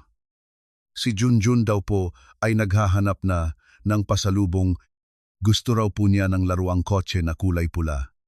Isang mahinang tawa ang kumawala sa mga labi ni Doña Dolores. Hinawakan niya ang kamay ni Ana, ang kamay na dati ay puno ng paltos at sugat mula sa pagtatrabaho. Ngunit ngayon ay kinikilala bilang kamay ng isang tagapagligtas. Ibibigay natin. Lahat ng gusto niya. Hirap man ay pilit na binigkas ng Donya ang mga salita. Sa sandaling iyon, lumabas si Stefano mula sa mansyon. Pinanood niya ang dalawang babaeng pinakaimportante sa kanyang buhay ngayon. Lumapit siya at kinuha ang gunting na panghalaman. Dahan-dahang pumitas si Stefano ng isang maputing rosas at inabot ito kay Ana. Ana, hindi sapat ang pasasalamat ko, sabi ni Stefano. Ang kanyang mga mata ay direkta sa mga mata ni Ana. Gusto ko sanang alukin ka. Hindi na bilang katulong. Gusto ko sanang maging manager ka ng aming foundation para sa mga batang may sakit sa puso. Karapat-dapat ka sa isang posisyong may dangal. Nagulat si Ana. Ang kanyang mga mata ay nanariwa sa luha. Ang isang hamak na katulong na dati ay itinuturing na dumi sa kalsada ni Rafaela. Ngayon ay inaalukan ng pagkakataong mamuno at tumulong sa iba. Sir Stefano, salamat po. Pero ang mas mahalaga po sa akin ay ang makitang maayos kayo ni Doña Dolores. Habang ang mag-anak ay nagbabahagi ng isang bihirang sandali ng kapayapaan. Ang tunog ng isang sasakyang huminto sa tapat ng malaking gate ay bumasag sa kanilang katahimikan. Isang lumang jeepney ang pumarada at mula rito ay bumaba ang isang babaeng balot ng itim na belo ang ulo. Tila nagtatago sa liwanag ng araw, dahan-dahan itong lumapit sa gate. Ang tunog ng kanyang mga tsinelas sa semento ay tila isang mabagal na tibok ng kaba. Nang itaas nito ang kanyang belo, bumagsak ang hawak na suklay ni Ana sa damuhan. Si Aling Rosa, ngunit hindi siya narito para humingi ng tawad. Ang kanyang mukha ay puno ng takot, at ang kanyang mga kamay ay nanginginig habang may hawak na isang lumang susi na may kalawang, Stefano. Kailangan mong buksan ang lumang library sa probinsya. Boses ni Aling Rosa na nanginginig. Hindi pa tapos ang lahat. Ang lason ni Rafaela ay hindi lang para sa iyong ina. May iniwan siyang huling sorpresa na nakatakdang sumabog sa mismong araw ng iyong kaarawan. Ang bawat bagong umaga ay tila isang pahina ng aklat na dahan-dahang binubuklat. Ngunit ang tinta ng nakaraan ay sadyang mahirap burahin. Sa biyahe patungo sa lumang mansyon sa Batangas, ang tunog ng gulong ng sasakyan sa aspaltong kalsada ay tila isang paulit-ulit na bulong ng kaba sa dibdib ni Stefano. Sa tabi niya, nakaupo si Ana. Tahimik, ngunit ang kanyang presensya ay nagsisilbing angkla sa naglalayag na isipan ng kanyang amo. Are you okay? Sermahinang tanong ni Ana. Ang kanyang boses ay parang isang banayad na ihip ng hangin na nagpapakalma sa namumuong bagyo sa loob ni Stefano. I don't know. Ana, akala ko tapos na ang lahat nang makulong si Rafaela. Pero hanggang ngayon, ramdam ko pa rin ang mga galamay niya na pilit akong hinihila pabalik sa dilim. Sagot ni Stefano habang mahigpit ang hawak sa manibela. Ang kanyang mga kuko ay bahagyang pumuti sa diin ng pagkakahawak nang makarating sila sa lumang library sa probinsya. Ang amoy ng luma at maalikabok na papel ang sumalubong sa kanila. Ang library na ito ang naging takbuhan ni Stefano noong bata pa siya. Isang lugar ng kapayapaan na ngayon ay nababalot ng pangamba. Kasama nila si Aling Rosa, na ang mga kamay ay patuloy na nanginginig habang hawak ang lumang susi. Dito niya itinago ang huling kahon. Bulong ni Aling Rosa, habang itinuturo ang isang nakatagong cabinet sa likod ng mga makakapal na ensiklopedya. Ang tunog ng susi na dahan-dahang umiikot sa kinakalawang na trangka ay tila isang huling hininga ng isang lihim na matagal nang ibinaon. Nang bumukas ang cabinet, isang itim na kahon ang tumambad sa kanila. Sa loob nito ay may isang sulat na may petsang itinakda sa araw ng kaarawan ni Stefano, at isang dokumento na tila isang legal na bitag. Binasa ni Stefano ang sulat nang may nanginginig na tinig. Para sa aking mahal na Stefano, kung binabasa mo ito, ibig sabihin ay pinili mo ang matandang iyon kaysa sa akin. Pero tandaan mo, kahit wala ako sa tabi mo, akin ka pa rin. Ang mansyong tinitirhan ninyo ngayon ay nakasangla sa isang kumpanyang pagmamay-ari ko sa ibang bansa. Sa araw ng iyong kaarawan, mawawalan kayo ng tirahan. Happy birthday. My love. Nabitawan ni Stefano ang sulat. Ang tunog ng papel na lumapag sa sahig ay tila isang malakas na pagsabog sa kanyang pandinig. Ang lahat ng kanyang pinaghirapan, ang lahat ng kanyang iningatan, ay nakatakdang mawala dahil sa isang huling paghihiganti ng babaeng akala niya ay minahal siya. Wala siyang puso. Hikbi ni Ana habang pinupulot ang sulat. Hanggang sa huli, gusto niya tayong sirain. Ngunit sa gitna ng desperasyon ni Stefano, lumapit si Aling Rosa. Inabot niya ang isang maliit na flash drive na nakatago sa loob ng kanyang medyas. Hindi ko ito naibigay sa kanya noon, Stefano. Noong pilit niya akong pinapaalis, nakuha ko ito sa kanyang computer. Lahat ng ebidensya ng kanyang mga iligal na kumpanya at ang katotohanang ang perang ginamit niya sa pagsangla ay galing sa pagnanakaw sa iyo. Nandito lahat, tumingin si Stefano kay Aling Rosa. At pagkatapos ay kay Ana. Ang liwanag ng pag-asa ay dahan-dahang muling nag-alab sa kanyang mga mata. Salamat, Aling Rosa. Salamat sa pagpanig sa katotohanan. Lumipas ang mga araw at dumating ang araw ng kaarawan ni Stefano. Ngunit sa halip na isang trahedya, ang mansyon ay napuno ng tawanan at awitin.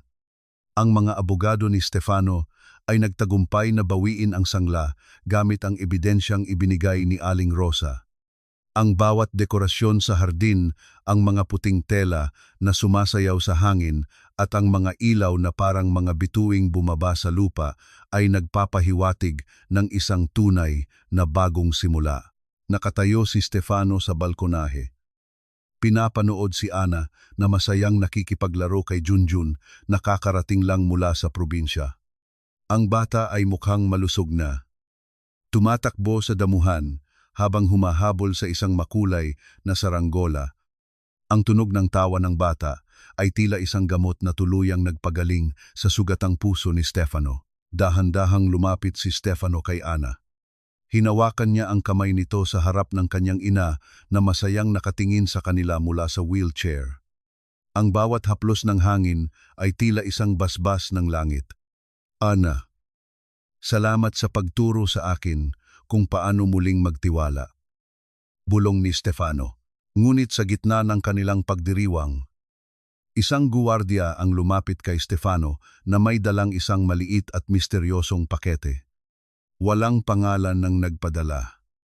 Tanging isang maliit na ukit ng isang rosas na kulay itim sa labas ng kahon. Sir, kakarating lang po nito. Para daw po sa inyo.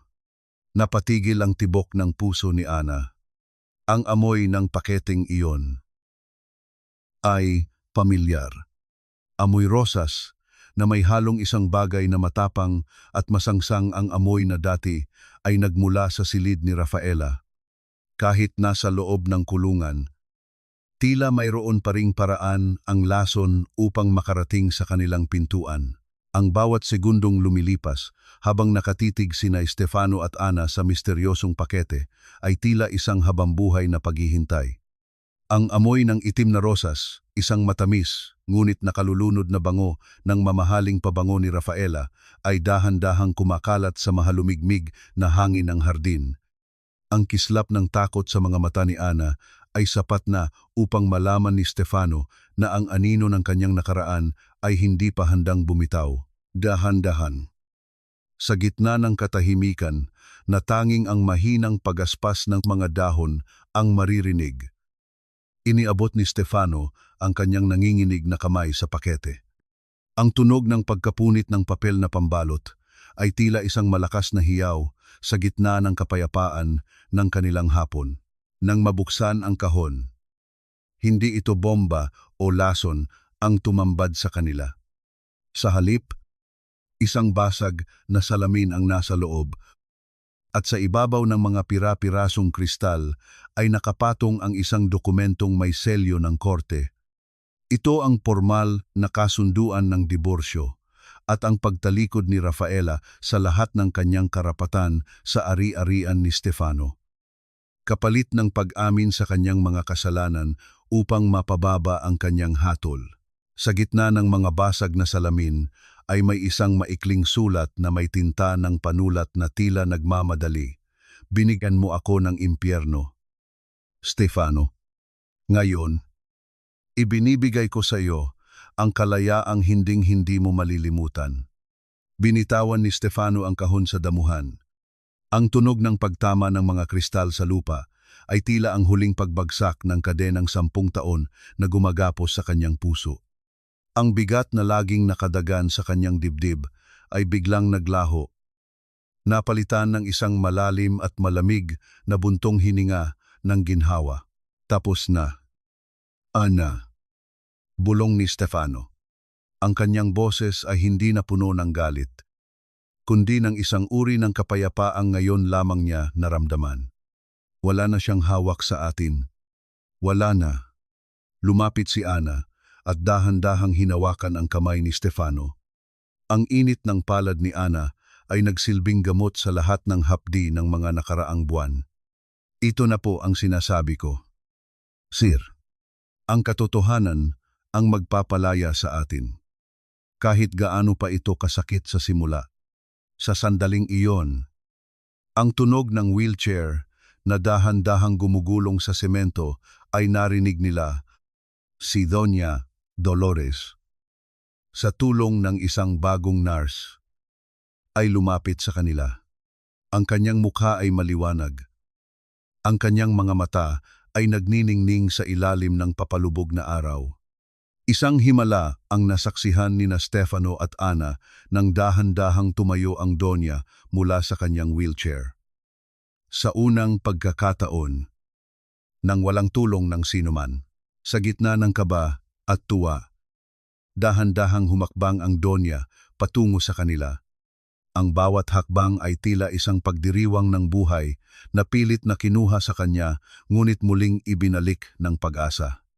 Nang marating niya ang kanyang anak at si Ana, niyakap niya ang dalawa ng mahigpit.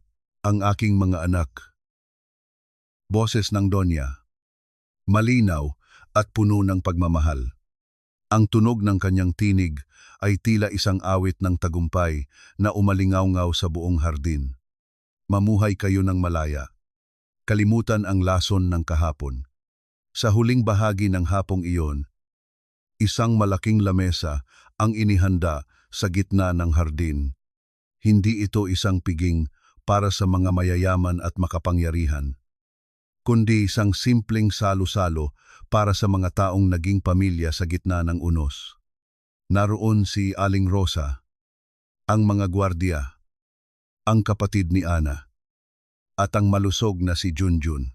Ang tunog ng mga kubyertos na tumatama sa pinggan, ang tawa ng mga bata, at ang masayang kwentuhan ay pumuno sa mansyon na dati ay piitan ng mga lihim. Ang amoy ng masarap na luto ni Aling Rosa ay humahalimuyak. Tila tinataboy ang bawat bakas ng kemikal at lason na dati ay nanahan sa bawat sulok. Nakatitig si Ana sa malayo.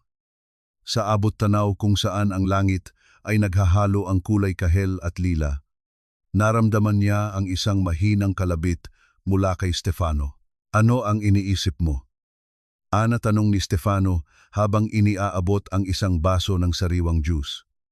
Iniisip ko lang po, Sir, na ang pinakamatapang na bagay na nagawa ko sa buhay ko ay ang hindi pagtalikod sa inyo. Sagot ni Ana ng may ngiti. At ang pinakamatalinong bagay na nagawa ko ay ang paniwalaan ka. Dagdag ni Stefano, habang ang gabi ay dahan-dahang bumabalot sa buong Forbes Park. Ang mansyon ni Stefano ay nanatiling maliwanag, hindi dahil sa mga mamahaling chandelier, kundi dahil sa liwanag ng mga pusong natutong magpatawad, magtiwala, at muling magmahal ng walang takot. Ang bawat pahina ng kanilang kasaysayan ay nasulat na, at ang huling kabanata ay hindi nagtapos sa kamatayan, kundi sa isang ganap at walang hanggang paglaya. Isang taon ang mabilis na lumipas, na tila isang ilog na dahan-dahang humuhugas sa bawat bakas ng putik at lason sa mansyon ng mga lalaking nakatayo sa Forbes Park. Ang bawat sulok ng tahanan na dati ay puno ng malamig na banta at lihim na bulong ay binabalot na ngayon ng halimuyak ng mga sariwang bulaklak at tunog ng tawa na nagmumula sa puso. Sa gitna ng malawak na hardin, nakatayo si Ana. Hindi na siya ang katulong na may suot na kupas na apron at laging nakayuko ang ulo sa takot. Suot niya ang isang eleganteng kulay asul na bestido at sa kanyang mga mata ay mababasa ang isang uri ng dangal na hindi kailanman mabibili ng anumang yaman. Siya na ngayon ang tumatayong tagapamahala ng Dolores Heart Foundation, isang institusyong itinatag ni Stefano upang magbigay ng libreng operasyon sa mga batang may sakit sa puso, isang pasasalamat sa himalang nagligtas sa kanyang sariling ina at sa anak ni Ana na si Junjun. Ate Ana, si Junjun po. Ayaw kumain ng gulay. Isang malakas na tawag mula sa isang nurse ang bumasag sa kanyang malalim na pag-iisip. Natawa si Ana. Isang tawang malaya at puno ng buhay. Lumapit siya sa bata na ngayon ay masigla nang tumatakbo sa damuhan. Junjun, kailangan mong lumakas para maging katulad ka ni Sir Stefano. Di ba, sa balkonahe, nakaupo si Doña Dolores. Ang kanyang wheelchair ay nakatabi na sa isang sulok dahil kayanan niyang maglakad ng dahan-dahan sa tulong ng isang baston. Ang kanyang boses, na dati ay pinatahimik ng lason, ay naging gabay na ngayon ng buong mansyon. Nakatingin siya kay Ana ng may pagmamahal na parang tunay na anak. Ana, pumarito ka. Tawag ng Donya. Nang lumapit si Ana, hinawakan ng matanda ang kanyang kamay. Salamat sa hindi pagsuko sa akin noon. Kung hindi, dahil sa katapatan mo. Marahil ay isa na lamang akong alaala sa ilalim ng lupa. Kayo po ang nagbigay sa akin ng lakas. Ma'am Dolores. Sagot ni Ana. Ang pagmamahal niyo po kay Sir Stefano ang nagbukas ng mga mata ko na ang katotohanan ay laging mananaig. Dahan-dahang pumasok si Stefano mula sa opisina. Ang kanyang mukha ay maaliwalas na. Wala na ang mga linya ng stress at pagdududa. Kababalik lang niya mula sa huling pagbisita sa presinto. Hindi para balikan ang nakaraan, kundi para tuluyan na itong palayain.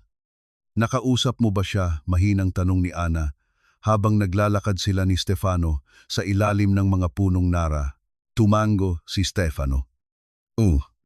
Tinanong ako ni Rafaela kung napatawad ko na ba siya. Sabi ko, ang pagpapatawad ay hindi para sa kanya, kundi para sa sarili ko at para sa pamilya natin. Hindi ko na siya kinamumuhian. Ana, ang puot ay isa ring lason na ayaw ko nang manahan sa puso ko. Tumigil sila sa harap ng malaking vanity mirror sa loob ng sala. Ang salamin na dati ay nagtatago ng mga lihim ni Rafaela. Ngunit ngayon, Ang nakikita nila sa refleksyon ay hindi na mga maskara. Nakita ni Stefano ang isang lalaking natutong magpahalaga sa tunay na katapatan. Nakita ni Ana ang isang inang nagtagumpay laban sa tadhana. At sa likod nila, nakita nila si Doña Dolores at ang masayang si Junjun. Ang bawat piraso ng basag na salamin ng kanilang nakaraan ay dahan-dahang nabuo. Hindi upang maging perpekto uli, kundi upang maging paalala na ang bawat lamat ay may kwento ng katatagan. Ang lason ni Rafaela ay natalo ng higit na mas malakas na lunas ang lunas ng pagsisisi, pagtanggap, at pag-ibig na walang hinihintay na kapalit, habang ang araw ay dahan-dahang lumulubog. Naghahalo ang kulay ginto at lila sa abot tanaw. Ang mansyon ay muling binalot ng katahimikan. Ngunit ito ay katahimikan ng kapayapaan. Wala nang kailangang itago. Wala nang kailangang ikatakot. Sapagkat sa huli, ang pinakamalakas na kapangyarihan sa mundo ay hindi ang bilyon-bilyong yaman, kundi ang isang pusong marunong tumingin sa katotohanan sa harap ng salamin.